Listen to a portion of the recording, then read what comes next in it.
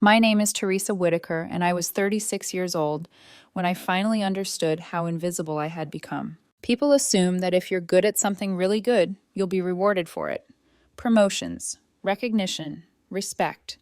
What they don't tell you is that sometimes excellence just makes you useful, and usefulness can quietly turn into expectation, and expectation into entitlement. By the time anyone notices what you do, it's usually because you've stopped doing it. I spent 12 years at Polaris Biologistics working in cold chain pharmaceutical logistics. To most people, that sounds like a mouthful of corporate nonsense. But the reality is simple and terrifying. If I made a mistake, people didn't just get inconvenienced. They got sick. Or worse. A 2-degree temperature deviation for 4 hours can destroy a shipment worth more than a house. A late delivery doesn't mean an angry email. It can mean a transplant patient missing medication they can't survive without. There's no room for error, no margin for ego, just systems, foresight, and quiet vigilance. I was good at it. Not loud good, not credit-taking good, just effective. I learned that early on, back in 2012, my second year with the company. A power failure hit our Memphis distribution center during a brutal July heat wave. We had nearly $2 million worth of biologics sitting in a facility with no climate control, temperature climbing fast, people panicking faster. The operations vice president was yelling into his phone like volume might summon electricity. Everyone else ran in circles. I grabbed a corridor map and started calling people. Within 4 hours, I rerouted every salvageable shipment through Nashville using a carrier relationship I'd built quietly over months, coordinated emergency, dry ice deliveries from 3 suppliers, arranged backup generators from a rental company 2 states away. By morning, we'd saved over $1 million in product. The VP took full credit in the quarterly report. My name wasn't mentioned once. I didn't complain. I told myself it didn't matter. I knew what I'd done. I knew what I was becoming. Marcus Reed, who ran the Memphis floor back then, saw it too. Big guy, loud laugh, no filter. After everything settled, he stared at me like I'd just performed a magic trick. "Ellie," he said, shaking his head, "you just saved more money in 4 hours than I'll make in 5 years. And you did it while eating a granola bar." I shrugged. It was a good granola bar. That became our thing. Every time I pulled off something ridiculous, Marcus would rate whatever snack I happened to be eating during the crisis. It was stupid. It was human. It kept me sane. The work was invisible to everyone else, but Marcus saw it. So did Daniel Whitaker, my boyfriend eventually, my husband in everything but paperwork. He had this way of knowing when work had hollowed me out before I ever said a word. Whenever I came home looking like someone had scraped my soul against concrete, he'd pour himself tea, sit across from me and say, "All right, walk me through it. Start with the dumb part." That question carried me through 12 years. By year 8, I was director of cold chain operations, 7 major hubs, 19 satellite facilities, predictive models tracking weather equipment failure and carrier reliability, systems designed to prevent disasters no one ever knew were coming. Success meant silence. And silence, I would learn, is dangerous. When our old CEO announced his retirement in early 2023, I felt cautiously hopeful. He understood operations. He respected the people who kept the machine running. I didn't expect the replacement to be Victoria Marsh. The meeting request landed in my calendar at 6:50 p.m. for 8:10 the next morning. That oddly specific time should have been my first warning. Daniel noticed I barely slept. "You're tossing around like crazy," he murmured. At 2 a.m. "What's wrong?" "New CEO meeting," I said. "No idea what it's about." He was quiet, then squeezed my hand. "Whatever it is, you'll handle it. You always do." I believed him. I shouldn't have. The executive wing had always felt separate from the rest of the building, like a different climate entirely. Same address, same logo on the wall, but quieter, colder, more polished. That morning it felt worse, tighter, like the air itself knew something unpleasant was about to happen. The receptionist wouldn't meet my eyes as I walked past her desk. That alone told me more than any meeting invite ever could. Victoria Marsh was already seated when I entered the conference room. Perfectly tailored blazer, hair immaculate, nails tapping against the glass table in a slow, deliberate rhythm. She didn't stand, didn't smile, didn't offer her hand. She just looked at me the way people look at a line item they've already decided to reduce. Beside her sat Owen Carlisle, the CFO she'd imported from a retail chain famous for gutting operations to make quarterly reports look prettier. He had his pen poised over a notepad, that particular expression people wear when they know they're about to witness something ugly, but intend to pretend it's all very reasonable. Victoria slid a manila folder across the table toward me. I opened it, read the first page, and felt my stomach drop. 20% salary reduction, effective immediately. The explanation was buried in layers of corporate language, compensation realignment, market benchmarking, strategic cost optimization. Strip it all away, and the message was simple. They thought I was overpaid. They thought I was replaceable. The analysis shows your compensation is significantly above market average for your role, Victoria said smoothly, as if she were reading weather conditions instead of dismantling 12 years of loyalty. I looked up at her. Market average for what role exactly? She blinked, just once, like she hadn't expected a response. For logistics operations directors in the pharmaceutical distribution sector, she replied. I almost laughed. Almost. The data you're citing, I said, carefully covers single facility directors, regional warehouse managers, not someone overseeing a nationwide cold chain network with FDA compliance requirements, temperature, critical biologics worth millions, and carrier relationships that took over a decade to build. Her eyes hardened. I'm sure your contributions are valuable, she said, voice cooling, but the board has approved this adjustment. This isn't a negotiation. Owen jumped in quickly, his tone practiced and sympathetic. We've paired the adjustment with performance-based incentives tied to cost-saving initiatives. There's real upside potential here. So they wanted to cut my base pay by 20% and make me earn it back by cutting costs in a system I'd already optimized within an inch of collapse. And if I don't accept, I asked. Victoria leaned back in her chair. Then we'd need to explore alternative staffing solutions. People who can execute similar responsibilities at a more sustainable cost. There it was, the threat wrapped in corporate politeness. Accept the cut or we'll replace you. I closed the folder slowly. You'll have my decision by Friday. Her eyebrows lifted just slightly. She'd expected immediate compliance, gratitude even, maybe a little fear. We'd prefer to resolve this today, she said. Delays create complications. I'm sure they do. I stood. Friday.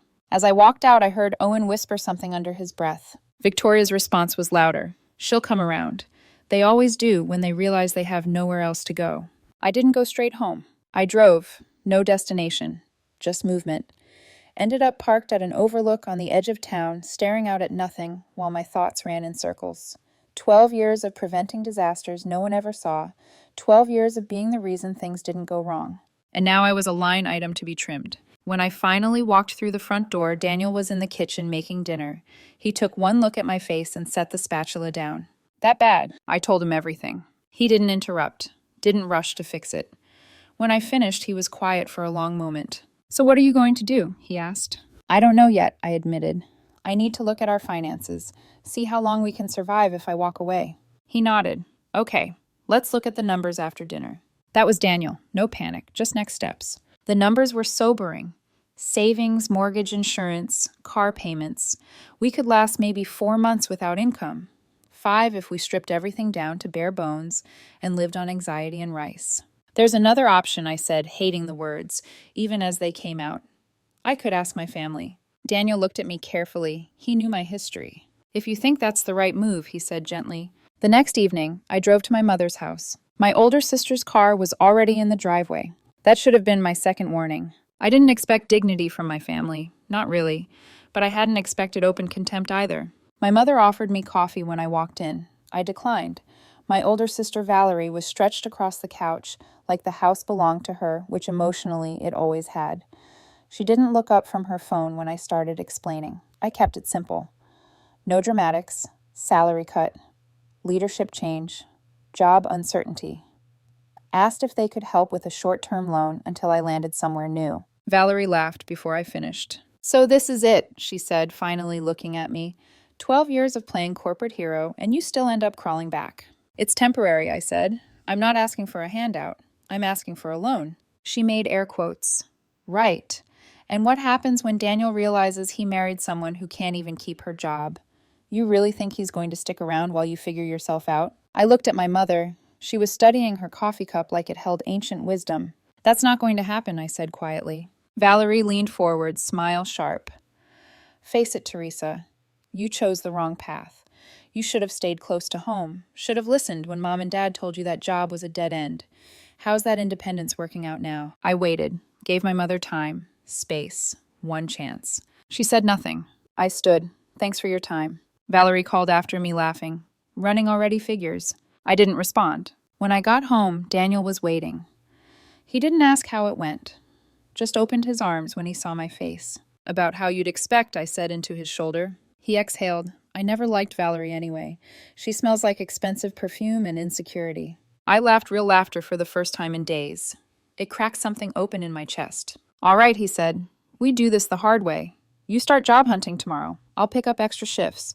We figure it out together. You're sure I asked? He took my hand. Ellie, we've handled worse than this. This is just louder. I went back to work the next day, determined to keep my head down. Survive. Buy time. That plan lasted 6 days. First, my parking spot disappeared. 8 years I'd parked in the same place. Suddenly reassigned to Owen. No explanation. Then my office was moved. From the 4th floor to a windowless storage room near the loading docks right beside the forklift charging station. Constant hum. No privacy. A message. My system access was temporarily restricted pending compensation resolution. Marcus noticed immediately. They moved you next to the forklift station, he said, staring at the space. That hum is going to drive you insane. I've started dreaming in beeps, I said. In the dreams, they're trying to warn me about something important. That's disturbing, he said, but also accurate. The real humiliation came on day 6. Victoria called an all-hands operations meeting rare, considering she avoided the floor like it carried a contagious disease. Every regional manager, every supervisor, packed into the largest conference room. Marcus stood in the back and mouthed, "This is bad." Victoria clicked through a PowerPoint titled Operational Excellence: A New Direction. She spoke about fresh perspectives, about inefficiencies, about modernizing outdated systems. Systems that had prevented millions in losses. Effective immediately, she said. We've brought in a consultant to oversee operational restructuring. Many of you may recognize him. Please welcome Gareth Lowell. A man in his early 30s walked in. Confident smile, perfect suit. Everyone in the room knew his name for the wrong reasons. 3 years earlier, his recommendations had cost a competitor millions in spoiled inventory and triggered an FDA investigation. Now he was here to streamline us. After the meeting, Marcus grabbed me in the hallway. The same Gareth Lowell who tanked Atlantic's cold chain, he whispered. The one with the warning letter. The same. He stared at me. Please tell me you have an exit strategy. I didn't. 2 days later, Gareth held his first implementation meeting. I wasn't invited. By the next morning, I learned he'd eliminated our backup temperature monitoring protocols, the redundant systems I'd designed specifically to catch failures before they became disasters. He called them legacy inefficiencies. I walked straight into Victoria's office. Her assistant tried to stop me. I didn't slow down. Do you have an appointment? Victoria asked coolly. No. But I have a serious concern about the consultant you hired, recommending we remove safety systems that have saved this company over $3 million in 4 years. Gareth's recommendations have been approved by the board, she said. Your resistance is noted. Your approval is going to result in spoiled pharmaceuticals and lawsuits, I said. That's not opinion. That's experience. She smiled. Speaking of experience, given your inability to work collaboratively and your ongoing resistance to strategic changes, your position will be eliminated effective in 30 days. 2 weeks severance. We expect a smooth transition. Something inside me clicked. I'll have my response by end of day, I said. There's nothing to respond to, she replied. This is a notification. I walked out. I didn't resign that day. I went home and started building my exit. That night, the house felt smaller. Not because anything had changed physically, but because the margin for error had vanished. Every dollar mattered now. Every decision carried weight. I sat at the kitchen table long after dinner, laptop open, papers spread around me, like I was trying to map an escape route. Daniel found me there around 11, so he said gently, you finally started job hunting. Should have started weeks ago. Better late than never. He poured himself water and leaned against the counter.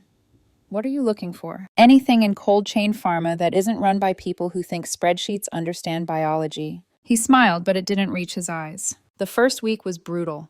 14 applications, 3 responses, 2 automated rejections that arrived within hours, which meant my resume hadn't even been read. 1 phone screen that went nowhere because they wanted immediate relocation. I wasn't willing to uproot Daniel from the life we'd built just to escape a mess someone else created. Week 2 was worse. I expanded my search to adjacent industries, roles I was painfully overqualified for, started rewriting my resume, wondering if I'd somehow imagined my own competence. Every morning I checked my email with hope. Every night I closed my laptop with silence. Daniel picked up extra shifts at the clinic, came home exhausted and still asked about my day, still found ways to make me laugh. At least your rejection emails don't start with, "Dear valued applicant," he joked one night. That's when you know they really don't care. The doubts crept in at 3 in the morning. Maybe Victoria was right. Maybe I was just an expensive leftover from a previous era. Maybe 12 years of expertise only mattered to me. Maybe I'd let pride burn everything down. That was when Marcus called. "Ellie," he said without preamble, "are you still looking?" "Every day." "Good, because I just heard something interesting." He told me about Dylan Cooper, a former analyst we'd worked with years earlier. Dylan had moved to Vertex Pharmaceuticals, one of the fastest-growing specialty pharma companies in the country. They were building a cold chain division from scratch. "They're done outsourcing," Marcus said. "They want to build their own network." Vertex had been one of Polaris's clients. If they brought everything in-house, they'd stop being a customer and become a competitor. I applied that night, tailored my resume, customized my cover letter, hit submit, then waited. 8 days passed. Nothing. I started considering backup plans that felt like surrender. Then the email came. Phone interview, 45 minutes. Real questions, no buzzwords. 3 days later, a video interview. 2 hours with people who actually listened. A week after that, an in-person meeting. 4 hours, whiteboards, diagrams, scenarios. If you had to design redundant monitoring systems for biologics transport. The VP asked, "What would you prioritize?" I talked for 20 minutes straight. When I finished, he leaned back and said, "You're the first candidate who's talked about prevention instead of cleanup." They offered me the job 3 days later. Vice President of Cold Chain Operations. 35% higher salary than before the cut. Full authority to build a national network from the ground up. I told Daniel that night. "We did it," he said, eyes shining. "You did it." "No," I said. "We did." The next morning, I printed my resignation letter. Victoria looked stunned when I handed it to her. "You're leaving now." "I've accepted a position with Vertex Pharmaceuticals." Color drained from her face. "We can discuss severance," she said quickly. "I don't want it," I replied. "I want to leave professionally." She recovered just enough to say, "You'll cooperate with Gareth during the transition." "I'll document everything he needs," I said. "Whether he understands it is another matter." I walked out for the last time. Behind me, Polaris was already starting to crack. My last 2 weeks at Polaris felt like watching a slow-motion collapse from behind glass. Every day revealed another crack, another system misunderstood, another decision made by people who didn't know enough to realize what they didn't know. Gareth strutted through meetings with confident nonsense, using phrases like streamlined efficiency and cost-positive simplification, while quietly dismantling the very redundancies that had kept disasters at bay for years. On my third to last day, he officially shut down the backup temperature alert system. He called it a quick win. Nobody noticed the silence where alarms used to be. By day 3, a refrigeration unit failed overnight at the Kansas City hub. Without the redundant alerts, the failure went undetected for 6 hours. $62,000 worth of specialty medications were destroyed by morning. Gareth blamed outdated equipment in his report. No one mentioned that the equipment had worked perfectly for years when it was monitored correctly. Marcus called me that afternoon, his voice tight. He's walking around asking why nobody noticed the temperature spike. And what did you tell him I asked? That it's because he eliminated the system that would have caught it. And he said that's not how monitoring systems work. I closed my eyes. Did he explain how they do work? He said he'd circle back. Marcus paused. He's not going to, is he? No, I said softly. He doesn't even know what question to ask. By day 5, the damage was spreading. 3 carriers threatened to terminate contracts because Gareth's new scheduling system kept sending incorrect pickup times. Temperature logs weren't being filed properly. FDA compliance documentation began lagging behind. The machine I'd spent 12 years tuning was unraveling. On my final day, I cleared out my desk. Marcus found me near the exit. "This is wrong," he said quietly. "You built this place." "I built the systems," I replied. "They belong to the company. But the knowledge I tapped my head, that goes where I go." "How long before it all collapses?" he asked. "Serious problems within 8 weeks," I said. "Major crisis within 12. It took 9. 9 weeks into my role at Vertex, my phone rang with a number I didn't recognize. It was Owen. "Teresa," he said carefully. "Victoria asked me to reach out. We're experiencing some coordination challenges." I let the silence stretch. The board is wondering if you'd consider returning in a consulting capacity. Consulting, I repeated. After you cut my salary and eliminated my position. We'd offer competitive rates, he said quickly. You mean after $8.4 million in operational losses? I asked calmly. He didn't answer. I'm going to pass, I said, but thank you for the irony. I hung up and went back to work. At Vertex, everything felt different. When I flagged risks, people listened. When I suggested redundancies, no one called them wasteful. When I disagreed with executives, I was thanked. The first few weeks, I kept waiting for the catch. It never came. Marcus joined Vertex 3 weeks later. Polaris, they kept bleeding. Contracts lost. Carriers walked. FDA warning letters became public record. At our 6-month mark, Vertex's cold chain network went fully operational. On-time delivery exceeded industry averages. Temperature compliance hit 99.7%. We onboarded 3 major hospital clients who specifically cited reliability as the deciding factor. During a company town hall, our CEO mentioned capturing market share from struggling competitors. He didn't say Polaris. He didn't need to. Stop. Type continue when you're ready for Part 6, the collapse. Part 6, the collapse. The collapse didn't announce itself all at once. It crept in through whispers. First industry chatter, quiet emails, forwarded. Just so you're aware, offhand comments during conference calls that carried a little too much weight. By the time the numbers became public, everyone already knew. Polaris posted $8.4 million in operational losses for the quarter. Spoiled inventory, emergency freight, contract penalties, chargebacks, overtime to fix problems that never should have existed. 6 major carriers terminated their contracts, not just one region. Entire lanes disappeared from the map. Once the first 2 walked, the smaller ones followed like dominoes. No one wanted to be the last company tied to a failing operation. Then the FDA warning letter went public. That was the real damage, because once compliance confidence erodes trust, doesn't come back easily.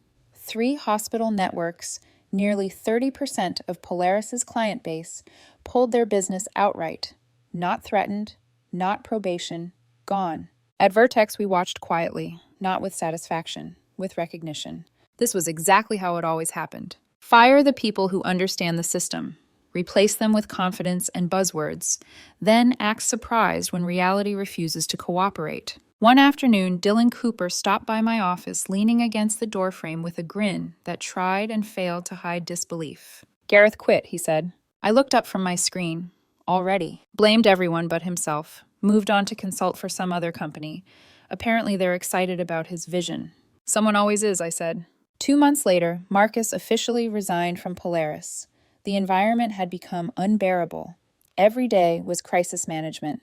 Every meeting was explaining obvious problems to people who didn't want solutions, only excuses. He called me that night. Vertex hiring. Send your resume, I said. Tonight. He started 3 weeks later running Southeast distribution.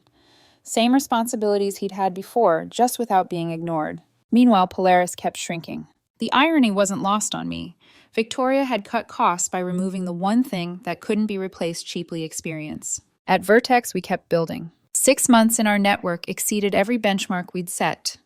On-time delivery, 12% above industry average. Temperature compliance near perfection. Clients noticed. Word spread. During a company town hall, the CEO praised the operations team for positioning Vertex to capture market share from struggling competitors. No names, no pointing. The applause still felt personal. Stop. Part 7. Closure. 7 months after I started at Vertex, 3 months after Polaris's losses went public, I got a text from an unknown number. Hey, little sister. Heard you landed somewhere good. That's great. Really happy for you. Listen, things are rough right now. Market's brutal. I was wondering if you could help us out. Just a short-term loan. Valerie. I read it twice. The same woman who laughed when I asked for help, who said Daniel would leave me, who watched me drown and mocked the water. I deleted the message. Blocked the number. 4 months later, on a quiet Saturday evening, the doorbell rang. Daniel was in the kitchen making dinner. I opened the door. My mother stood on the porch. She looked older, not in years, just in weight. Teresa, she said softly. Hi, Mom. We didn't hug. We never had. I know we haven't talked, she began. Valerie was out of line. I should have stopped her. But you didn't, I said. She nodded. The dealership is in trouble. Valerie made bad decisions.